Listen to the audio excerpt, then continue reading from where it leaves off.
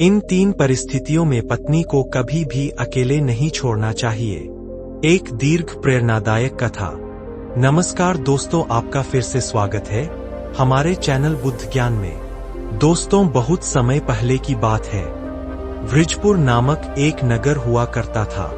यह नगर अपनी खुशहाल गलियों, सजीदजी चौपालों और मंदिरों के लिए बहुत प्रसिद्ध था। यहाँ के लोग साधारण तो थे, परंतु संस्कारी भी थे। उसी नगर में एक व्यापारी रहता था। उसका नाम शार्दूल था।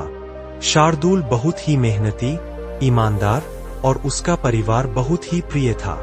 उसकी पत्नी सुवर्णा सौम्य स्वभाव और मधुर वाणी वाली थी। दोनों का जीवन प्रेम और सम्मान से भरा हुआ था। परंतु जीवन में हमेशा धूप ही नहीं रहती। कभी बादल भी आते हैं तो कभी आंधियां भी आती है। एक दिन नगर में व्यापार के सिलसिले में शार्दूल को दूर देश जाना पड़ा। उसने अपनी पत्नी से कहा, सुवर्णा, मैं कुछ ही दिनों में लौट आऊंगा, तुम चिंता मत करना। पर सुवर्णा की आंखों में एक अजीब सा भय था। वह जानती थी कि अकेलापन इंसान की सोच को बदल देता है और कई बार यह बदलाव विनाशकारी भी हो सकता है। दोस्तों, शार्दूल की अनुपस्थिति में नगर में एक नया सोने चांदी का व्यापारी आया। उसका नाम रघुवीर था। रघुवीर चतुर, बातूनी और चालाक था। उसकी आदत थी कि वह धनवान महिलाओं से मित्रता करता और उनके पति की अनुपस्थिति का लाभ उठाता।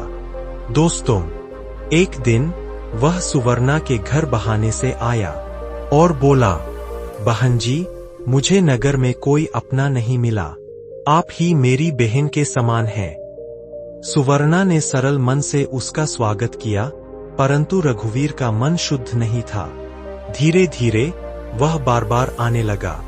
शुरुआत में बातचीत सामान्य थी, पर फिर वह सुवर्णा की प्रशंसा करने लगा। उसकी आंखों में नजरें डालने लगा। जीवन में यही सबसे पहली परिस्थिति आती है, जब कोई बाहरी पुरुष आपकी पत्नी में विशेष रुचि लेने लगे, तब उसे अकेला न छोड़े। भगवान बुद्ध ने अपने उपदेशों में कहा था, कामना की आग उतनी ही खतरनाक है जितनी सूखी घास में लगी चिंगारी। यदि समय रहते सावधानी न बरती जाए तो वह घर को राख बना देती है। शार्दूल ने यह बात पहले कभी नहीं समझी थी, पर बाद में उसे इसका महत्व समझ आ गया। कुछ समय बाद नगर में महामारी फैल गई। लोग बीमार पड़ने लगे। सुवर्णा भी बुखार से तपने लगी। उसके पास कोई देखने वाला नहीं था। नौकर चाकर भी डर के मारे दूर हो गए थे। उस समय उसे पति की जरूरत थी, पर शार्दूल तो दूर देश में था। बीमारी में अकेलापन मन की कमजोरी बढ़ा देता है। एक महिला चाहे कितनी भी मजबूत क्यों न हो, लेकिन कठिन समय में उसे सहारे की आवश्यकता होती है।